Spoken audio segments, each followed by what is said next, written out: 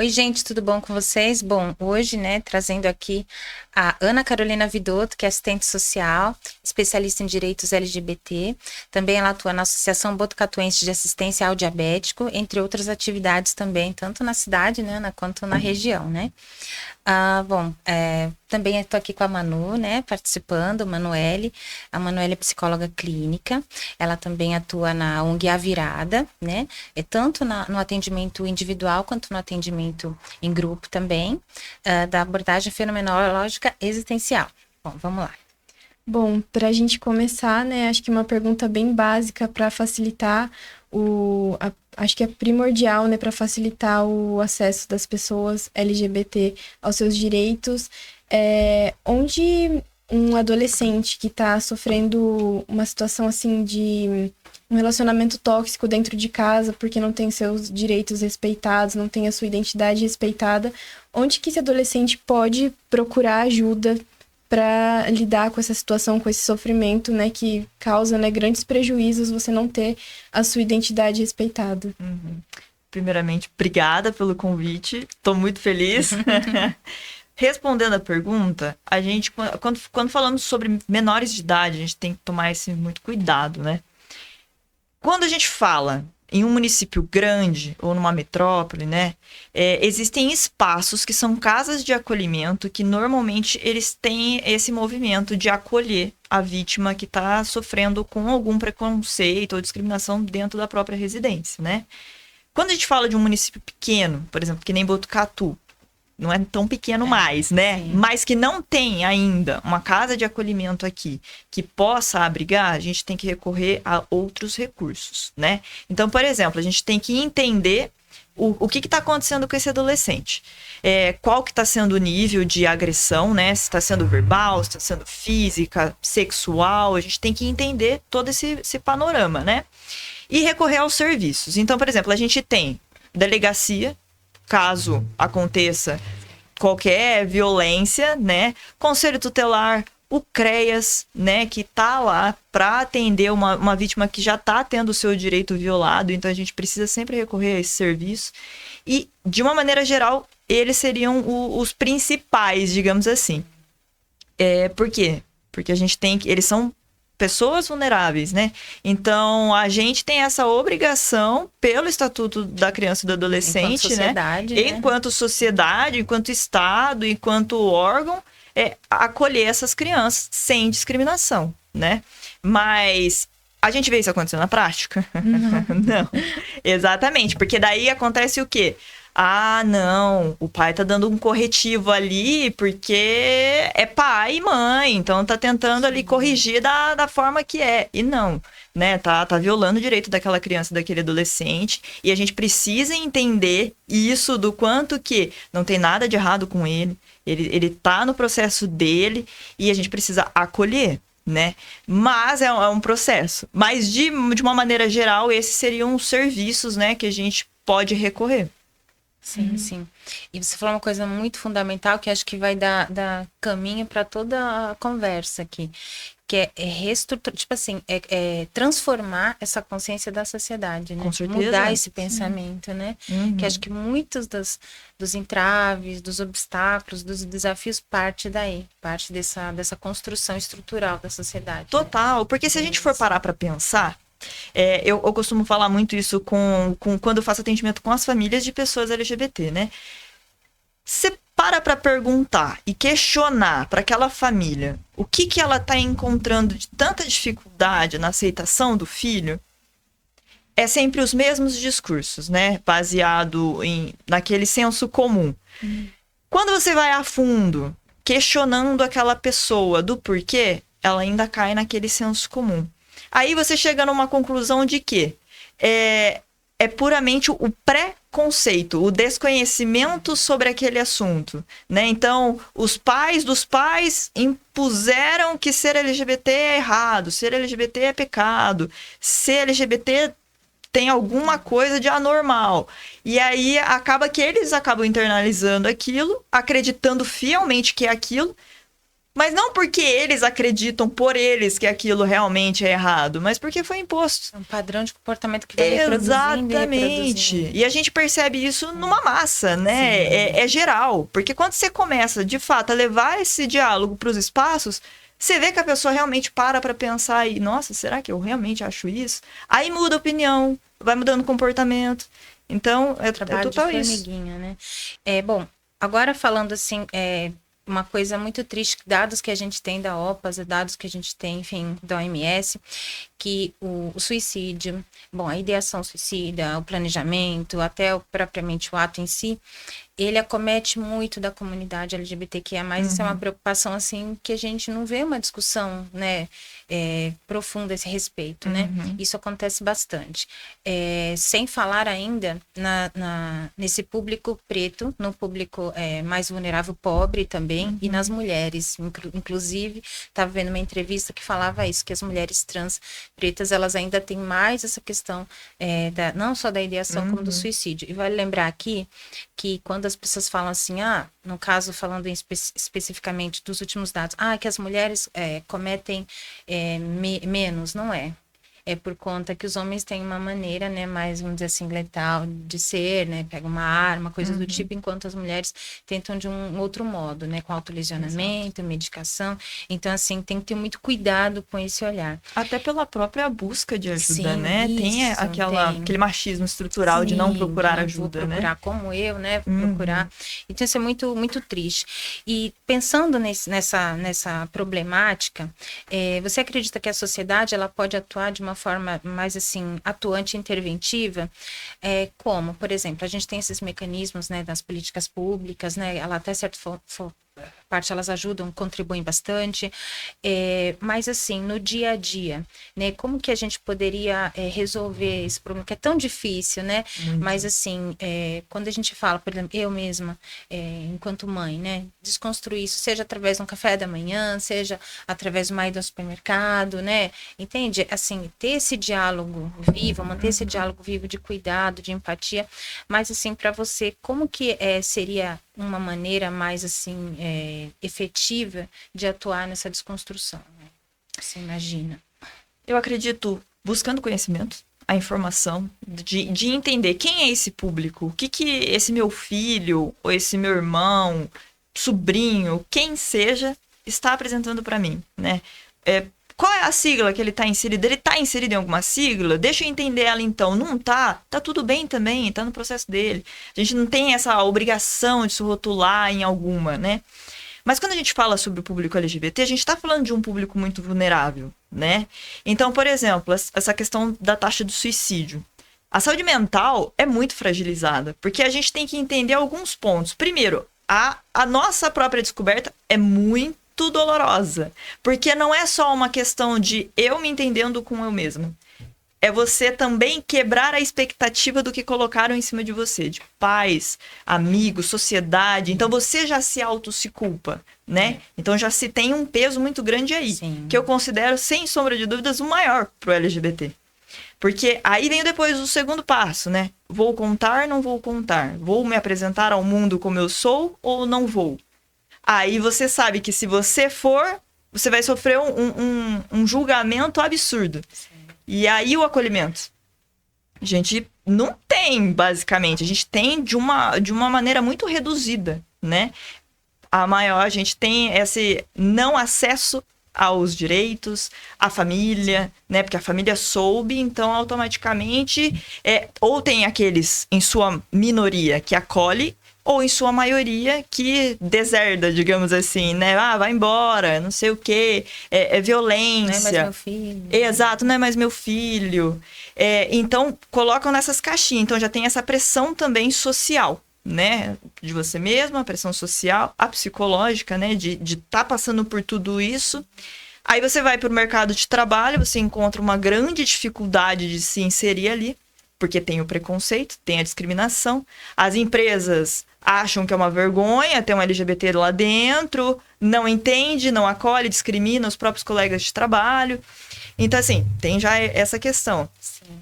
Da família, mercado de trabalho. Aí encontra serviços de saúde. Vai lá procurar uma ajuda. Não Tenho acesso? Tenho acesso. Mas e a permanência? Eu gosto muito de falar sobre isso. O acesso todos nós temos. Mas permanecer em um serviço, seja ele de saúde, educação, segurança, assistência social, a gente precisa ter o acolhimento para permanecer ali, ter um atendimento de qualidade, né? E não é o que acontece com o público LGBT. O público LGBT, ele chega lá, na recepção ali, na triagem, ele já é discriminado. Então, esse público vai voltar? Ele não vai voltar, né? Porque por que eu vou sair da minha casa, que ali eu tô protegido, para ir para um serviço e ser discriminado ali? Então, é um peso muito grande também por isso. Então, gera um adoecimento muito grande nesse processo, né? Porque não se tem acolhimento. Então, o que eu falaria, né? De falar para os pais, né? Como você se referiu. Ou até para todo mundo. Entender. Simples assim. Respeitar, principalmente. Eu não aceito, eu não concordo. Aceito é dura, né? É minha opinião. Não, tá tudo errado. Nossa. Primeiro, a gente precisa entender que a gente está falando de pessoas, né? A gente não está falando, assim, de um simples alfabeto. São pessoas. Então, a gente precisa acolher, entender e respeitar. Apenas isso. Você não precisa concordar, né? Que muitos falam, eu não concordo. Tudo bem, mas respeita. Respeita a existência dessa pessoa. Exatamente. Essa integralidade. Eu sempre falo isso toda vez que eu vou escrever alguma coisa. Muitos se falam, né? É pelo direito que a gente luta de amar. Não, a gente luta pelo direito de ser e existir, porque a gente tá com a nossa vida em risco ali constantemente. A gente, eu falei esses dias numa reunião, né? Todo mundo sai de casa sem saber se vai voltar. Todo mundo, que a gente não sabe o que pode acontecer. Mas o LGBT, ele sai de casa com um risco ainda mais. Porque literalmente tem uma pessoa na rua que tem um ódio tão grande por você e nunca te viu, mas só pelo fato de você ser você, sendo LGBT, sua vida já está em risco. Então, já é uma pressão muito maior. Isso. Então, esse espaço que você está dando para o diálogo já é um caminho, né? Porque a gente precisa falar sobre isso. Enquanto a gente não falar sobre esse assunto, ele vai continuar sendo um tabu e as pessoas não vão entender a importância da gente dar esse acolhimento e desconstruir com esses preconceitos que se existem, né? Sim. E a gente, de fato, conseguir promover uma mudança. E as pessoas entenderem que o que elas estão fazendo são errado, né? Porque, por exemplo, a partir do momento que a gente está levando a informação e essas pessoas, elas estão recebendo, e ainda assim elas optam por continuar produzindo esse preconceito e a discriminação, na verdade, então, ela está assumindo, então, que ela é LGBT-fóbica, né? Sim. Então, ela vai responder criminalmente por isso. E a gente tem, sim, que punir essas pessoas nesse sentido, né? Denunciar. Porque enquanto a gente não fizer isso, não muda. Então, a principal coisa, as pessoas precisam entender. Não é, assim, eu vou opinar que não vai dar em nada. Assim, pra você, exatamente, não existe isso. Vamos respeitar e entender ali que é um outro ser humano. Até porque, você falou muito, muito claro isso, até porque os dados de 230, eu acho, 250, algo em torno disso, nesses últimos anos, aconteceram de pessoas LGBT que é mais de suicídio. Então, assim, é uma coisa de saúde pública. Exato, é muito sério, né? Com certeza. Nos Estados Unidos, segunda morte mais, assim. Então, primeiro é reconhecer um problema, né? Expor esse problema. Então, ele existe, ele precisa ser... como se fala, educado, as pessoas precisam de informação, né, de desconstruir isso, porque a gente vê que existe, que você falou uma coisa interessante, de trabalho. Muitas das vezes a gente vê isso em empresas que nos últimos alguns anos aí tem as cotas, né, dos PCDs, de todo mundo, as empresas acabam acolhendo as pessoas para trabalhar, mas assim, é uma coisa tão... não é genuíno, sabe? Porque os próprios funcionários se queixam, falam, poxa, eu tô trabalhando lá, eu sou tolerado, exato, né? Eu sou incluído, mas não sou integrado. E isso é muito ruim, porque isso gera um sofrimento num colega que tá lá trabalhando e ele não a sua existência não é respeitado. Com né? certeza, com certeza. Isso acontece bastante. Sim. Acontece muito. E se a gente for parar pra pensar, né? É que nem quando a gente fala do mês do orgulho LGBT. As empresas tá lá, a mídia colocando tudo a vapor ali, uma bandeira. Não, vamos aqui, eu tô te apoiando. será que tá mesmo? Porque não adianta apoiar no mês de junho e durante todo o ano continuar com uma discriminação, Sim, né? sim. Então, que nem a gente vê muito que nesse mês que passou, tiveram várias discussões propostas, né? Que as empresas até impuseram, não, vamos colocar isso aqui para ser discutido. Só que daí você vê que as pessoas que estão lá, elas não estão, de fato, absorvendo o que está sendo dito, né? Sim, é mais cumprindo, né, uma praxe. Cumprindo. Isso é muito triste, mas isso acontece, a questão também do racismo, a questão também do feminicídio, que a gente vê muito. Então, a violência doméstica não é para falar só em julho, né? O Setembro Amarelo não é só para fazer palestra em setembro, né? Essas coisas assim. Porque é um problema do cotidiano, né? Então, é começar a identificar a sociedade de uma maneira mais ampla. Com certeza. Isso é muito sério. Pode prosseguir, né? Bom, acho que seria interessante a gente discutir sobre como a gente pode agir na prática, né, para colaborar para essa situação dos profissionais dos serviços terem essa formação, né, esse preparo para receber essas pessoas. Como que acho que a gente já falou um pouco sobre isso, né? Mas é sempre bom reforçar. Com certeza. Educação permanente, né? A gente tem que levar isso para as universidades, a gente tem que levar isso para os cursos técnicos, né? Para a escola também, né? Porque se a gente não falar, a gente não vai desconstruir muitos preconceitos que está acontecendo. Novamente, eu percebo que a maioria tem sim a discriminação, mas a maioria tem aquele preconceito do desconhecimento mesmo. Então a gente precisa levar essa informação, né? E desde lá da faculdade, né, eu falo por mim, no serviço social, não tive nada relacionado, né? Foi quando, de fato, eu me deu o start de falar, não, peraí, minha profissão aqui é super conservadora, e eu tenho que mudar isso aqui dentro de alguma forma, né? É de humanas. Exato. Tá dentro ali do campo social. E como que a gente vai falar do social se a gente tá discriminando, né? Não tô falando que a minha categoria profissional faz isso, mas ela veio, né, de uma bagagem histórica da igreja, né? Então, acaba que tem um conservadorismo muito grande, né?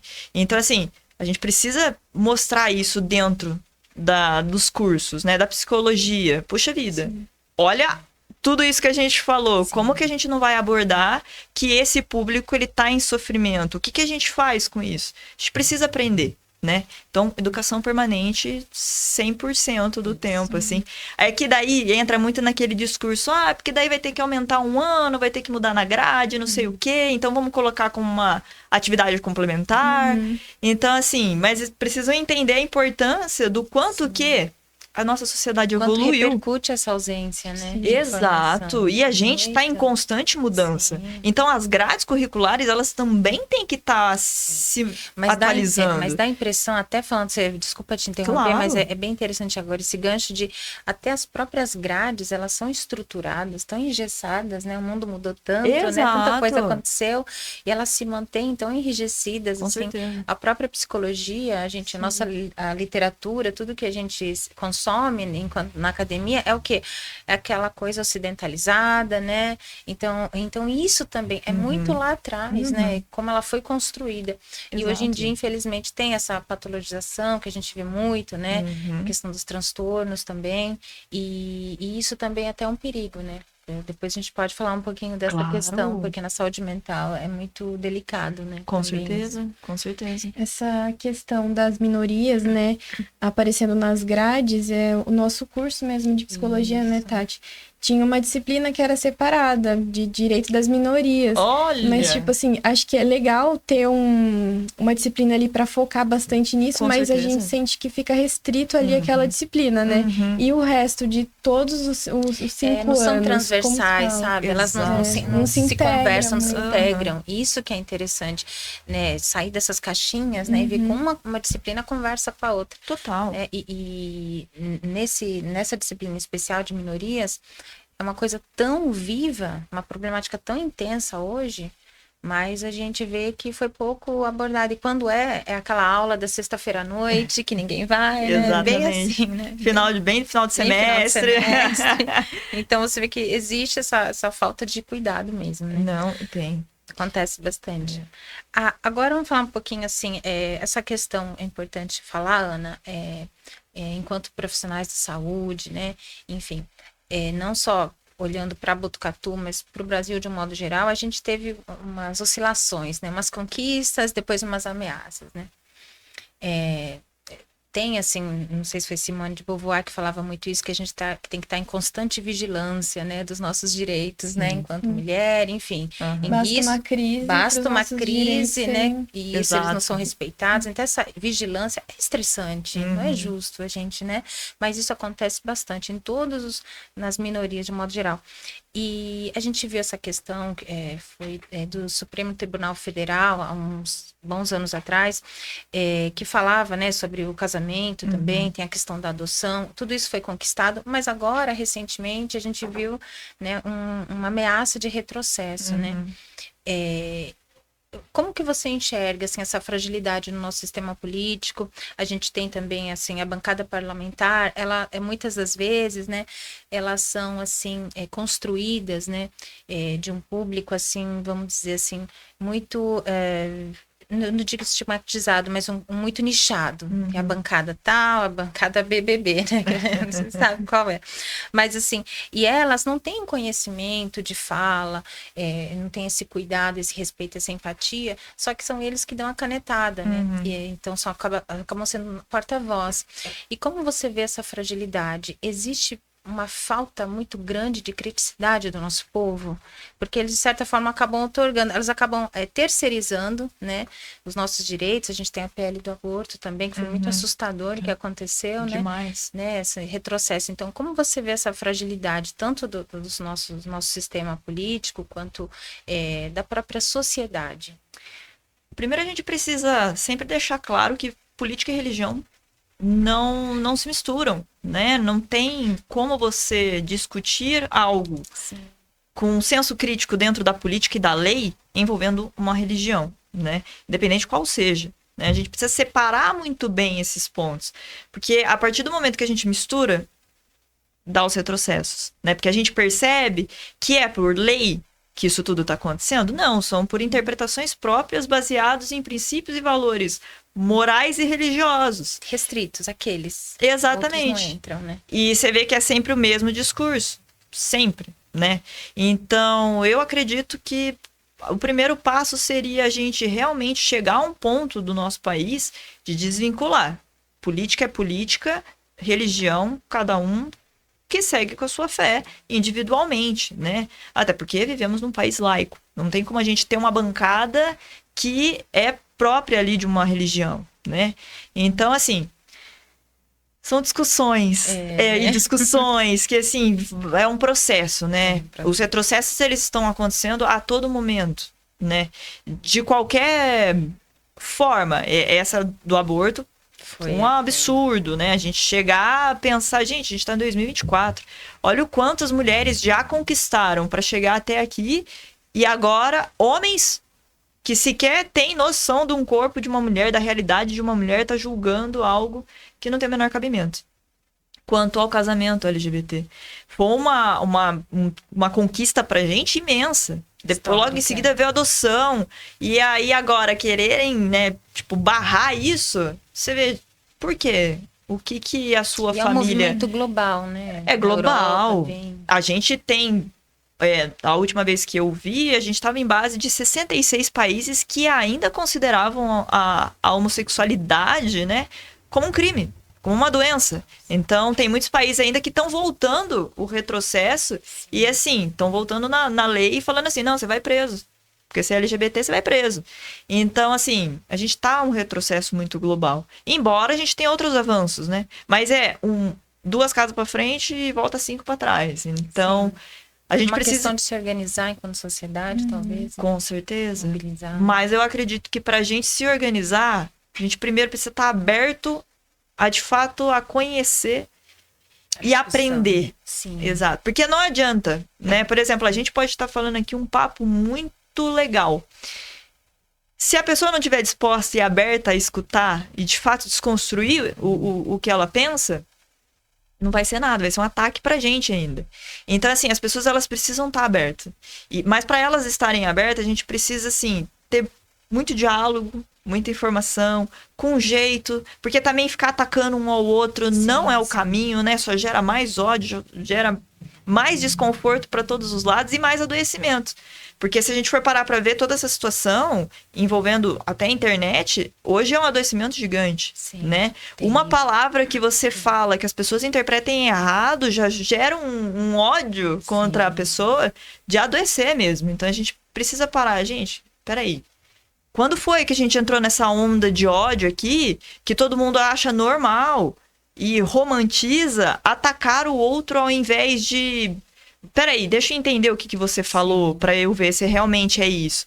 Ah, não gosto do seu conteúdo. Então não consome. Você não precisa estar lá, né, atacando. Então, por exemplo, é isso que a gente percebe. É uma distorção de que aconteceu de informações, porque cada um tá dando uma informação e aquele polo tá acreditando só naquela informação, mesmo você apresentando outros fatos. Então as pessoas precisam estar abertas mesmo. Sim, e eu vejo isso muito, eu dou palestras também em escolas, né, faculdades, eu vejo muito essa questão, por exemplo, fechando só num tema, no bullying, né, que teve aí situações terríveis, né, que vieram acontecer. Mas eu vejo que tem uma resistência de uma outra geração que naturalizava, que invalidava, falava, ai, não, mas veja, eu não morri disso. Exato. Né? Tem essa narrativa. Só que esse eu não morri disso, a sociedade adoecida que a gente tá. Exato. Então, assim, de tanto deixar pra lá. Então, assim, a internet também, assim como ela é fantástica, ela tem esse outro lado muito perigoso, né? Essas crianças, esses jovens estão isolados, estão excluídos, não tem muitas vezes diálogo com os pais, ficam naquele quarto lá, né? E essa situação desses jovens é tão perigosa porque o único contato, vamos dizer assim, com a sociedade é o celular. E no celular a gente fala, né, tem o cyberbullying, né, que ele também tem uma pena até maior, né, na legislação, porque, veja, o bullying, quando a gente atua na prevenção, enfim, na educação, na psicoeducação, o jovem, ele sofre, ele tem aquela angústia, aquele estresse, aquela tensão de ir para a escola, mas em X horas ele vai estar em casa, no seu lugar de segurança. Mas o cyberbullying, ele atravessa os muros. Exato. Ele é diuturnamente, é 24 horas por dia, então é muito arriscado. E tem grupos também de ódio, né, como você bem falou, assim, esse ódio na rede social. Então, como conselho, eu não gosto de falar conselho, mas como orientação mesmo, para os pais, para as mães, quanto mais jovem a criança, mais supervisão no celular, com certeza. né? Isso é importante. E o diálogo vivo, não artificial, né? Aquele diálogo natural, isso às vezes parece uma coisa simples, né? Mas isso previne muitos problemas maiores. E até a escutativa, né? Sim, se não tiver a escuta do que está sendo dito ali, você pode sem passar... julgamento. Sem julgamento. Você pode deixar passar uma informação extremamente importante e que acaba até quebrando um vínculo ali, porque os detalhes, né? Importante. Exato. Aí não adianta. Bom, perguntar para você, a gente falou até, você falou interessante da religião, até vou dar um gancho aqui que eu achei legal. Tem muitas pessoas que acolhem, a gente sabe disso, mas também tem um caso oposto disso. Então, você falou, as pessoas vão buscar ajuda no serviço de saúde, não são acolhidas. Muitas das vezes elas vão nesses templos religiosos que a família, né, leva, e também não são acolhidos, né? E você recebe essa demanda também, porque entra numa confusão do jovem. A gente está falando do jovem aqui, mas enfim, de todo mundo, né? Sim. Mas ainda tem a informação, né, da sua individualidade, né, da sua sexualidade, enfim. E entra numa confusão. Eu vejo isso muito claro, assim, na clínica. E como que é que você está mais próximo, assim, desse dia a dia dessas jovens? Olha, eu posso falar enquanto pessoa que passou por isso e pela demanda que eu recebo, assim, diariamente. Até no meu TCC eu falei a respeito, que eu fiz a pesquisa. Que é o seguinte, você se assumiu LGBT, aquela família que tem uma crença, automaticamente ela te leva numa igreja, né, para te exorcizar, digamos assim, né, como se tivesse ali realmente o demônio do seu corpo. Terrível. Né? Exato, então existe essa tentativa de conversão. Né? Seja pelo lado religioso, seja pelo lado de levar para uma terapia, não, peraí, resolve aqui. E não, gente, tá tudo bem, é só uma forma de ser e tá tudo certo. Mas acontece, né? Então, constantemente, eu recebo atendimentos de LGBTs falando, olha, hoje minha família me levou na igreja, né? A pessoa, líder religioso ali, tava lá fazendo um movimento por mim. Então, você vê que isso é muito frequente. É muito frequente, né? Eu passei por isso também. E posso falar com tranquilidade. Não foi pelos meus pais, graças a Deus. Mas tive essa tentativa também de exorcismo, digamos assim. E constantemente de encontrar pessoas que são de alguma religião mais conservadora, né? Na rua e também automaticamente te atacar, né? Então, nunca me esqueço, uma vez que eu estava indo pro meu trabalho, um tempinho atrás, e uma senhora, eu estava parada mexendo no celular, eu não estava nem me dando conta do que estava acontecendo. Tava mexendo no celular. E aí, quando eu levantei a cabeça, eu vi uma senhora do outro lado da rua, com um crucifixo apontado para mim, e fazendo ali uma oração em sentido de realmente, nossa, tem alguma coisa muito errada com você. E ela tava falando absurdos ali durante a oração dela. E aí você vê, é uma realidade que a gente tem que enfrentar? Tipo, é justo isso? Gente, onde que isso é errado? Onde que a gente tá errado e isso tá certo, sabe? Você ter sua fé, eu acho excelente. A gente tem realmente, né, que acreditar em algo, mesmo que seja só em si mesmo, a gente precisa. Mas a partir do momento que a sua fé vai estar atacando o outro, ofendendo o outro, desrespeitando o outro, então é momento da gente reavaliar se realmente aquilo é o melhor caminho pra gente, né? Sim. Teve, né, na própria psicologia, né, Manu, na questão da cura gay, por causa, tem também, vamos dizer assim, de má fé, né, de alguns profissionais também acabam confundindo ali ou não, né, dos transtornos e acaba patologizando, né, isso também é bem ruim. Assim como a sua classe, o CRP, ele é bem, assim, ativo nisso, ele combate bastante, mas infelizmente tem essa parte da classe também, infelizmente, não é pouco, né? Ainda continua com esse pensamento. Com né? certeza, com certeza. E, inclusive, já atendi muitas pessoas, né, que falam, olha, realmente meus pais me levaram para uma terapia e realmente eu fiz um tratamento. E aí eles falam assim, Ana, não funcionou. Eu falei, não ia mesmo.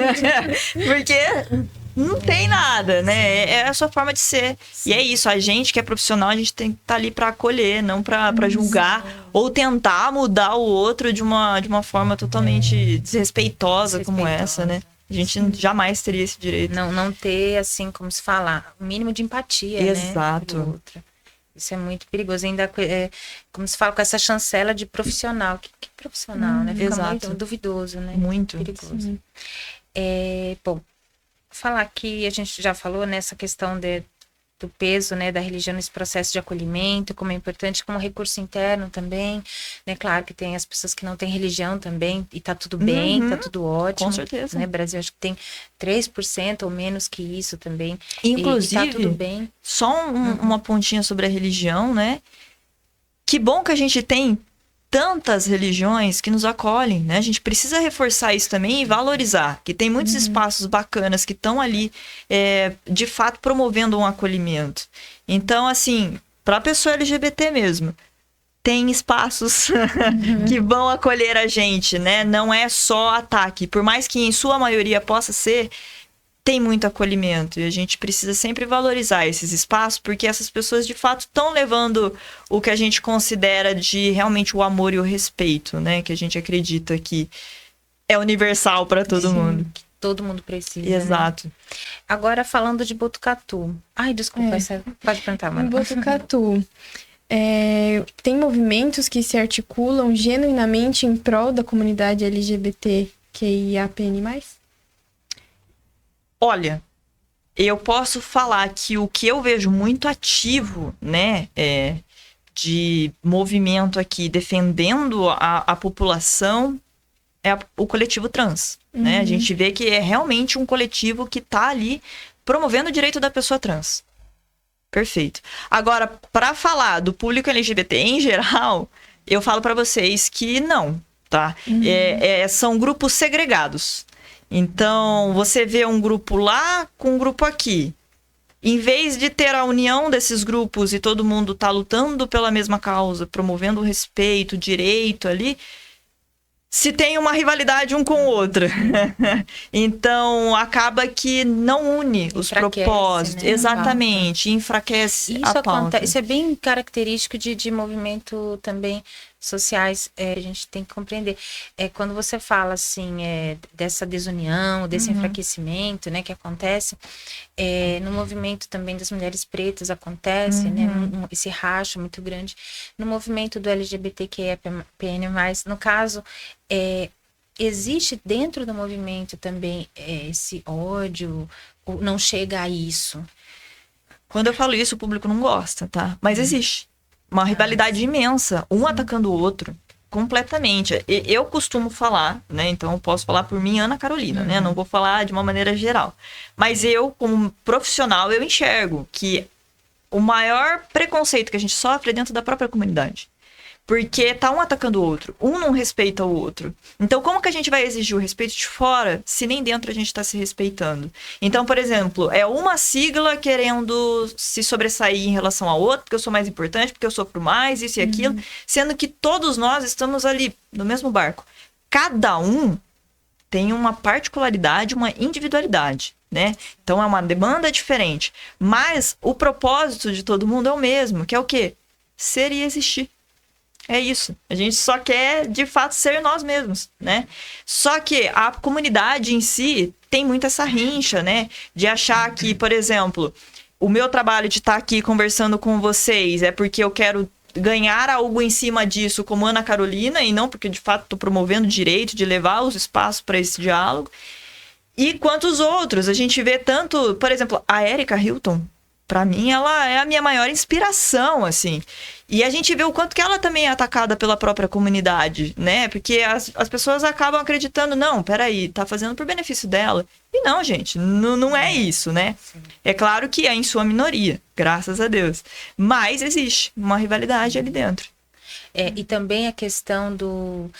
às vezes a pessoa atua de uma forma mais verdadeira, não sendo da comunidade, no trabalho, atuando, apoiando, mesmo não sendo. Às vezes eu tenho um filho, eu tenho um parente, alguma coisa, me sensibilizo com aquilo, me educo, que é o mais importante, e vou combatendo esse preconceito.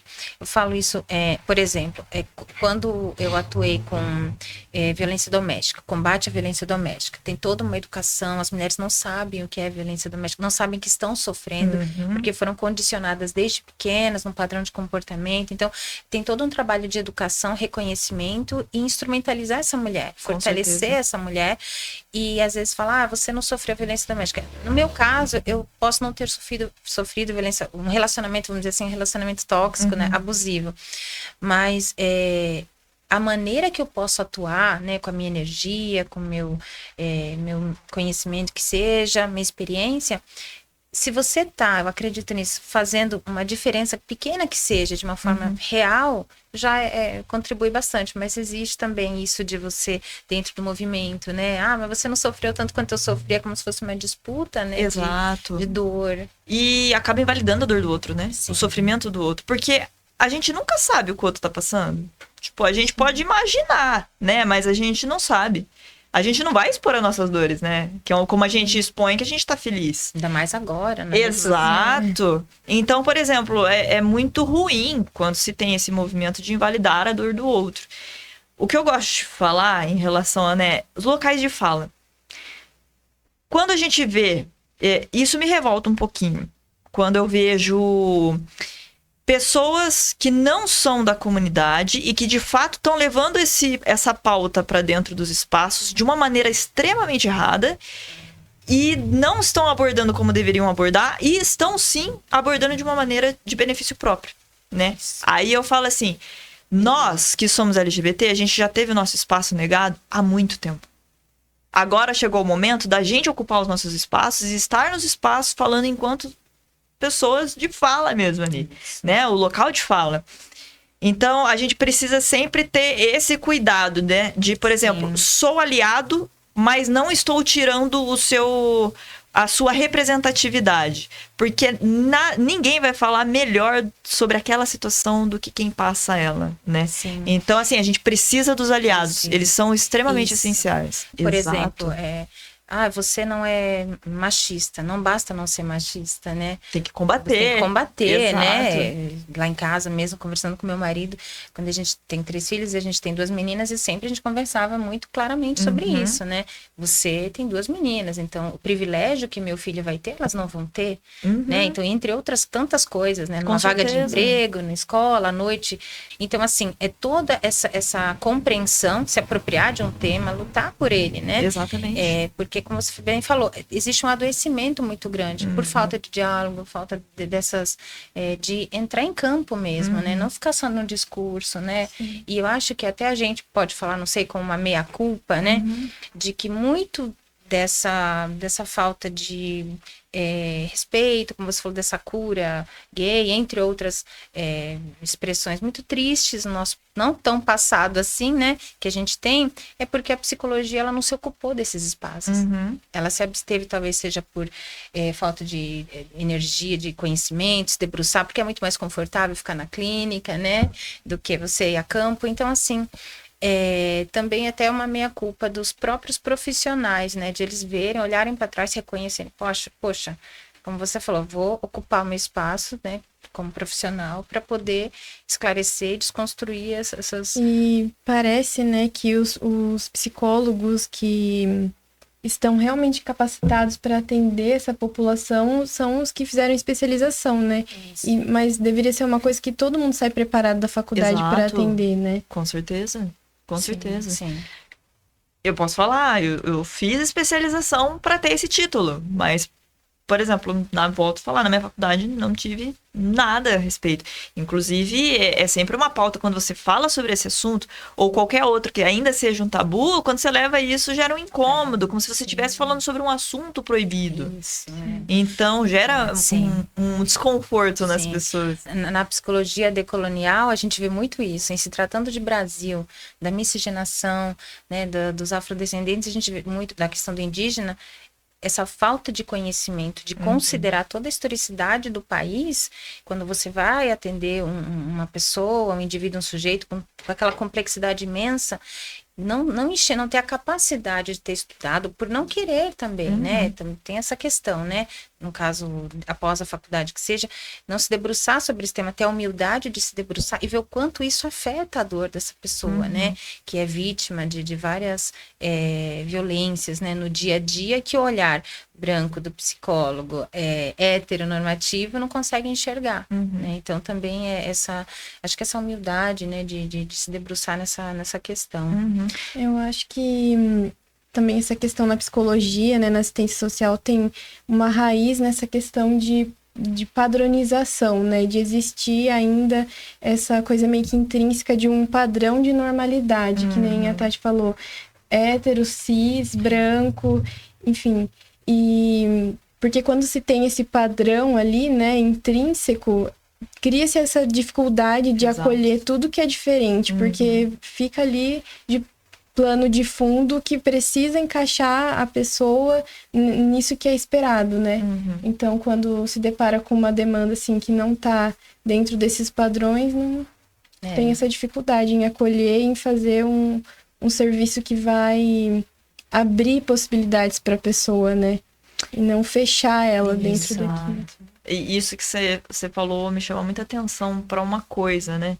Porque realmente, os profissionais, eles não estão preparados, né? Então, eles acabam negando o acesso daquele paciente, daquele usuário naquele serviço, né? E aí, quando chega um LGBT como profissional naquele serviço, chove LGBT. Porque olha lá e fala assim, puxa, eu vou me sentir acolhido.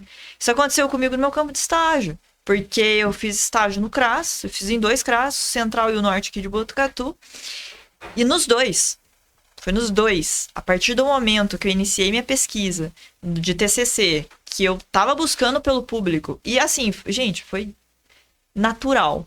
Eu comecei a procurar o público Porque a gente está falando sobre dados que a gente não tem, né? Então, como que eu vou achar o público LGBT aqui em Botucatu, sendo que a gente está falando de um assunto delicado, que nem todo mundo se apresenta como é, quem se apresenta, né? Como que eu vou chegar até essas pessoas? Então, tinha toda uma dinâmica, né?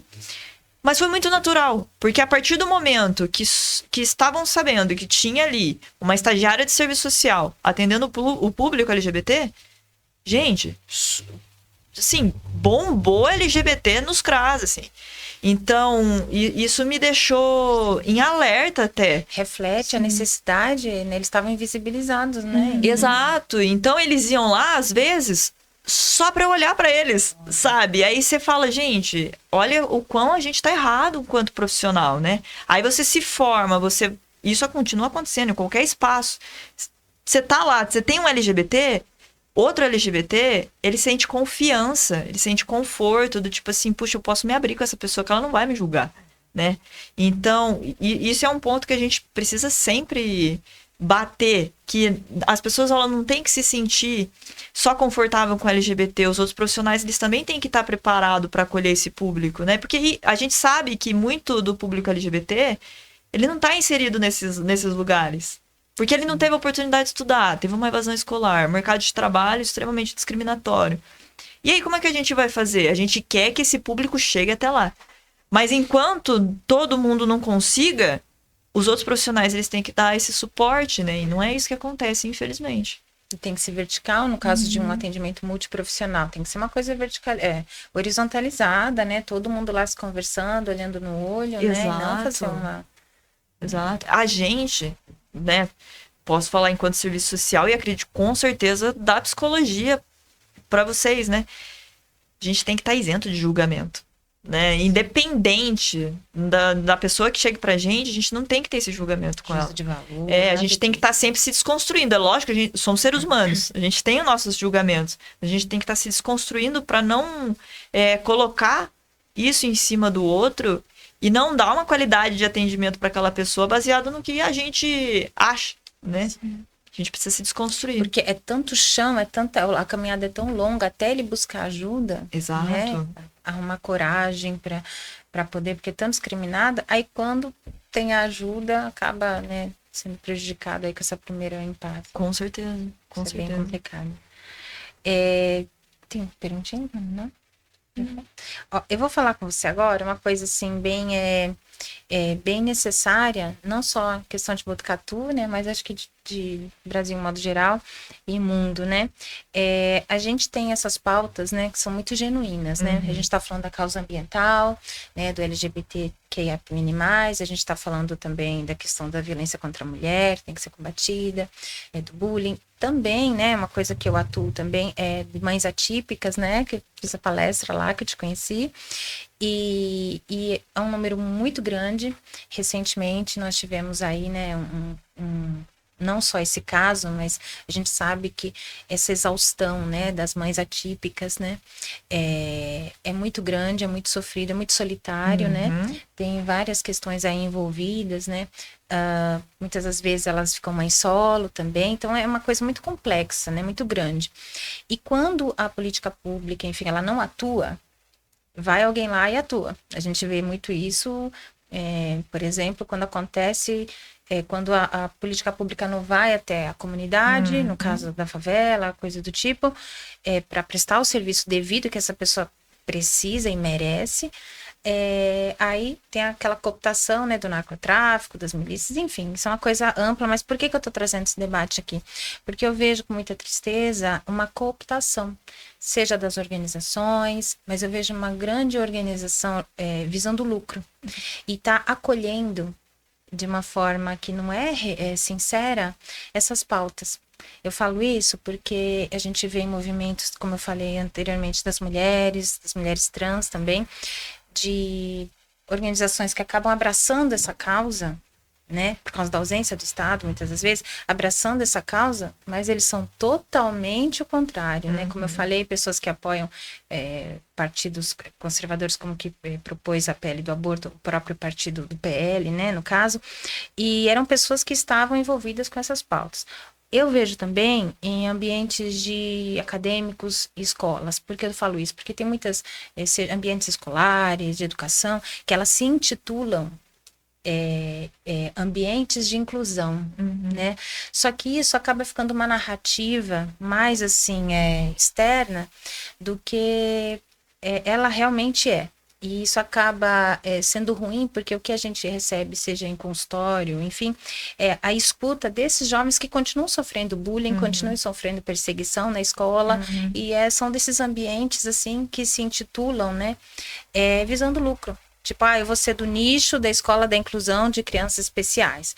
E eu vou focar num nicho, de um ambiente de um curso XY que acolhe pessoas LGBT. Então, acaba acontecendo, vamos dizer assim, um vácuo, né, vamos falar assim, das políticas públicas propriamente dito, e esse pessoal acaba, assim, se apropriando disso. Isso é muito ruim, porque além de controlar, acaba descredibilizando, conduzindo. Isso é ruim. Como que você vê isso, não só na cidade de Botucatu, mas, enfim, a gente tem aí das causas ambientais, né, que as grandes transnacionais acabam agindo, mas espera aí, não são elas que contaminam mais? Como que elas estão? Então, uma coisa tão contraditória, e essa falta de criticidade do público.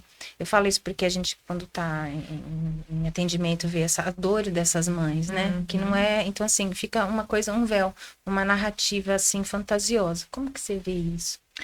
Como eu disse anteriormente, né, tipo, tem aquele pessoal que não tá no seu local de fala e tá usando desses espaços que não deveria, porque tá conduzindo de uma maneira extremamente errada, e aí acaba fazendo besteira, né? Acaba, ao invés de promover o conhecimento, gera mais desconhecimento, gera desespero por estar levando uma informação completamente errada, ódio, né? Então a gente vê que as pessoas, elas estão se ocupando de espaços que elas podem contribuir, mas elas não deveriam tomar frente, né? Então, por exemplo, precisamos de todas as pautas aliados, precisamos combater tudo o que precisa ser combatido, mas deixar que os seus respectivos locais de fala tenham voz, né? Porque são eles que vão estar ali de fato para falar a respeito, né? A gente vê em relação ao espectro o quanto que tem de desinformação. A gente teve uma era,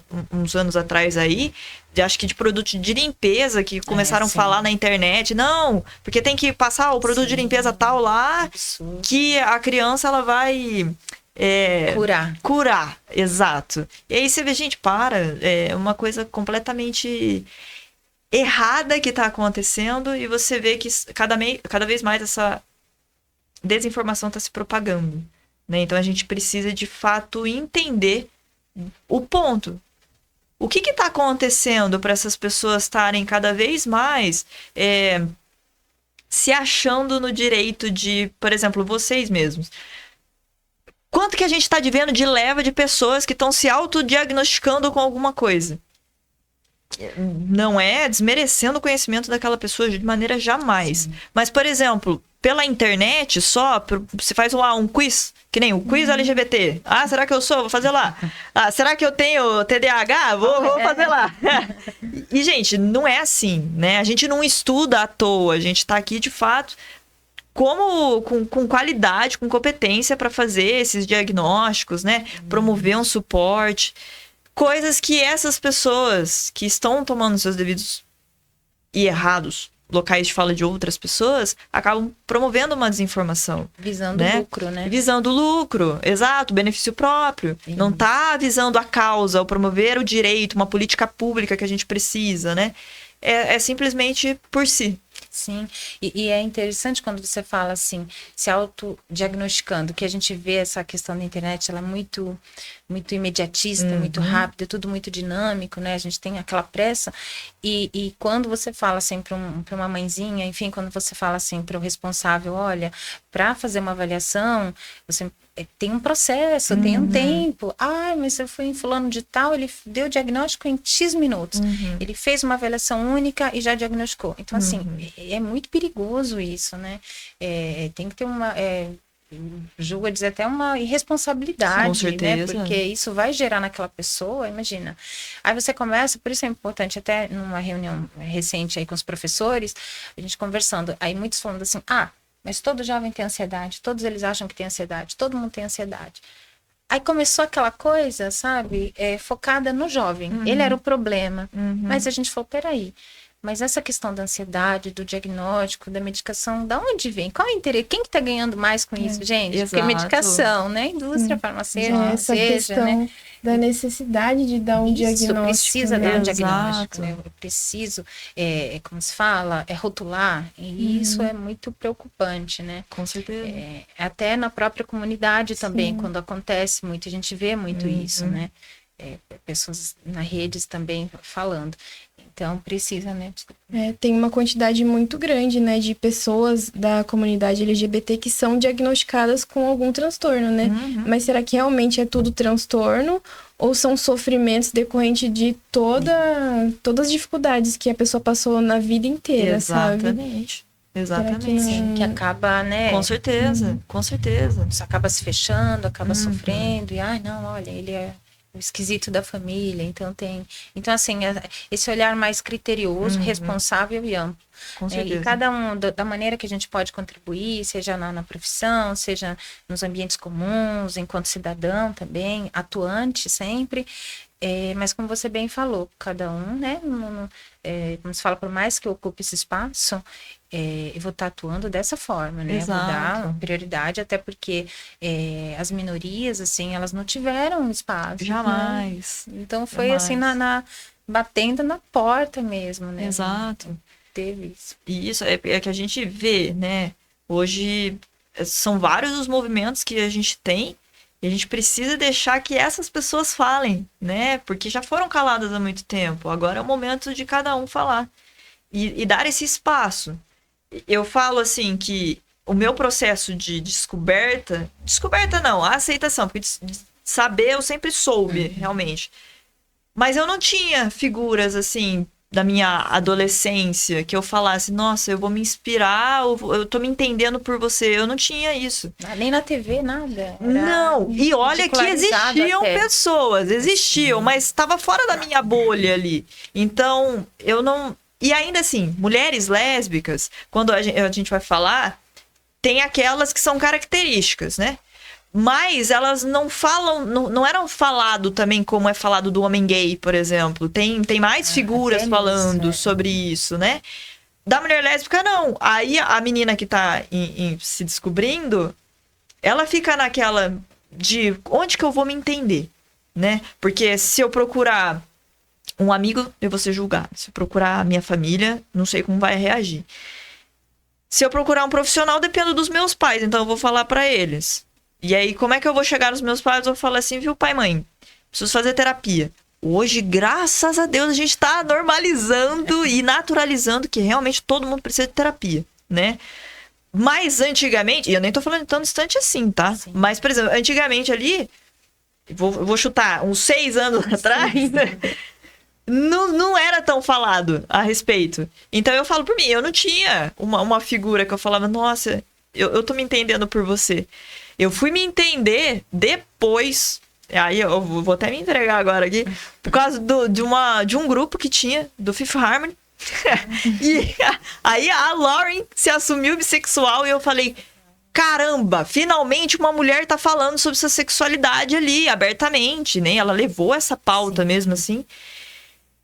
Tudo bem que eu era da categoria lésbica ali, mas eu já tava muito feliz de uma mulher estar assumindo que também gostava de mulheres ali. E aí você fala, caramba, é isso. Aí você se sente pertencente, né? Isso. E essa palavra, pertencente. Porque quando a gente vê outra LGBT ocupando outros espaços, a gente fala, meu Deus, eu também consigo chegar lá, eu posso. Então... Espaços de poder, por que não? Exato. Também, né? E o quanto que isso incomoda as pessoas que são contra a gente, né? Por que essas pessoas estão chegando lá? E aí, parece que fere a existência delas. Exato. Né? Não entende que a gente é ser humano tanto quanto eles, assim. Então, pessoas, né? Exatamente. Então a gente precisa de que mais pessoas... Que se sentir confortável e puderem falar sobre isso, fala, sabe? Porque outras pessoas uma simples palavra que a gente pode só soltar pode ajudar muito aquela pessoa ali que está no seu processo de descoberta, de autoaceitação ou de acolhimento mesmo. Então a gente precisa de falar. E para os pais também, não falar assim que você não precisa saber tudo, né? Não é isso, não é essa a questão, né? É você estar disposto a ouvir de verdade, né? Uma escuta ativa, né? Exato. Acolher, né?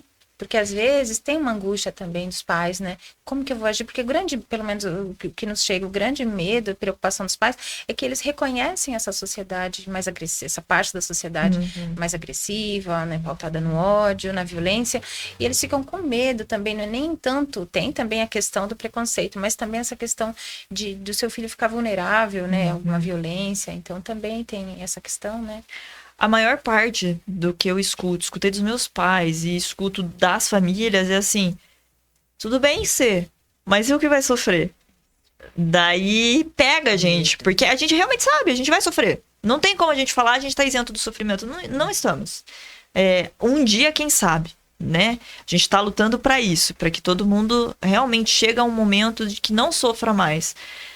Mas nesse momento a gente, infelizmente, ainda sofre. Então, é preparar os pais de que dá o apoio ali, né? Porque se você dando aquele apoio, aquele sofrimento vai ser amenizado. Porque ele pode sofrer na rua, mas em casa ele vai estar bem acolhido, vai estar dando suporte, aquilo faz toda a diferença. Eu falei isso para os meus pais, eu sempre falo. Porque, por exemplo, eu sei que eu vou ser atacada na rua, né? Eu sou atacada constantemente, não tem um dia que eu não sofra preconceito. Por ser uma mulher lésbica, por não estar dentro do padrão do que se esperam de uma mulher. Isso, feminina, aquela coisa. Isso, enquadrado ali. Então, eu sofro muito, assim como qualquer outra LGBT. Só que eu sei que quando eu voltar para casa, eu vou ter o acolhimento dos meus pais. Então, aquilo me dá um suporte para no outro dia levantar e vamos embora. Vamos lá de novo. Então, isso faz toda a diferença. Para os pais realmente apoiem, né? Porque é lógico que é todo um processo. E tá tudo bem, cada um no seu tempo, mas a gente precisa, de fato, apoiar, acolher. Também. Exato, faz toda a diferença. Porque a pessoa LGBT que ela é aceita pela sua família, e eu odeio essa palavra, aceita, porque é como se, nossa, você tem que aceitar. Mas antigamente assim, ela tolera, né? Exato. Mas se você respeita aquele LGBT, nossa, a vida dele flui de uma maneira linda. Ao contrário daquele que tem essa rejeição, essa negação, né? A vida dele também vai fluir, lógico, mas tem aquele sofrimento que fica ali internalizado, né? Então a gente precisa acolher. Com certeza. Bom, agradecer você, Ana, super, né? Eu que agradeço. De compartilhar aí seu conhecimento, sua experiência de vida também. E que perguntar para você onde que você tá, como as pessoas podem te encontrar. Eu tô pelas redes sociais. eu tenho meu Instagram, né? Que o que eu gosto de falar, assim, que o meu conteúdo é isento de julgamento. Então, ele tá lá justamente para as pessoas, qualquer pessoa, seja o público ou não seja o público, conhecer a comunidade. Eu gosto de trazer tanto aquele conhecimento básico de quem é este público, até a gente falar de assuntos que não são abordados dentro da comunidade ou que não são levados a outras pessoas fora da comunidade, né? Então, tá lá minha rede social, sempre tô por lá tem todos os meus contatos, porque a gente precisa, né, falar sobre isso. Eu gosto de levar essa informação justamente porque eu quero que outras pessoas LGBT também tenham o mesmo acesso que eu tive à educação, né, a ter uma família que me acolhe e poder inserir-se nos espaços como eu estou inserindo, né? Então, por exemplo, se eu estou num espaço, eu estou lutando por todos nós, para que todos nós também chegue lá. Porque a gente nunca está sozinho. E a gente precisa sempre ter em mente isso. Que por mais que exista muito ódio, muita discriminação contra a gente também tem apoio. A gente também tem pessoas que estão dando lugar pra gente falar, né? E a gente precisa valorizar isso. Não só olhar pro lado negativo, nossa, eu só sofro. Não. A gente também tem pessoas que nos apoiam. E o intuito é esse, levar o conhecimento para que cada vez mais a gente desconstrua os preconceitos, né? E quem sabe um dia a gente acabe com esse sofrimento. Lógico que é uma utopia muito grande, porque cada passo um retrocesso, mas a gente tá aí no caminho. Tá vigilante, né? Tá vigilante. A gente precisa, de fato, levar esse conhecimento para as pessoas, porque levando esse conhecimento a gente constrói políticas públicas e aí a gente dá os devidos direitos e que a gente precisa sempre... Vamos estar, sim, dentro das políticas, dos direitos de saúde, educação, assistência social, segurança, moradia, meio ambiente. Porque quando a gente fala sobre o público LGBT ou sobre qualquer outro público, a gente tem que sempre estar lembrando que eles não são separados da sociedade. Quando a gente está falando sobre saúde, ele está inserido. Está falando de educação, está inserido. Trabalho. Exato, do mercado de trabalho, a gente tá inserido em tudo, então não tem como. Então, às vezes eu sou chata, né? As pessoas olham pra mim chegando no evento, aí sabe, putz, essa menina aí vai falar do público LGBT. Mas porque tá tudo dentro. E se a gente não falar e não mostrar pras pessoas, gente, enxerga a gente, as pessoas não vão enxergar. Então eu procuro, com o meu trabalho, mostrar pra você, pessoa LGBT, que eu enxergo você. E eu tô aqui pra acolher, realmente. Até mesmo as pessoas que querem conhecer o público, mas que tem aquele medo, né? Do tipo, eu falei errado tal coisa, meu Deus, e agora? Não, tá tudo bem, a gente tá todo mundo aprendendo. Eu tô aqui justamente pra isenta de qualquer julgamento. Ensinar. Porque a gente precisa disso. Pra mim não é cansativo, né? Que nem as pessoas falam, não é cansativo, você tem que ficar falando a mesma coisa. Não é, porque eu falo que é a minha missão de vida. Nova, né? Sempre tem uma coisa nova e alguém precisa. Se não tiver alguém que de fato tá ali disposto a ensinar, infelizmente a gente não vai gerar mudança. Sim. E a gente é uma teia social, né? Que a gente precisa estar sempre conectado, né? Ativo, né? Sempre é importante, né? Com certeza. Muito obrigada. Obrigada a vocês pelo espaço, Obrigada. viu? Eu agradeço de coração e que mais espaços possam estar nos oferecendo para falar, né? Porque a gente precisa. Sim, Então, sim. eu agradeço de coração, assim, a gente realmente tem que valorizar os espaços que nos dão esse local de fala. Sim, é importante. E acho que já está convite aqui para uma próxima vez, porque tem uma certeza. pauta bem bacana, né?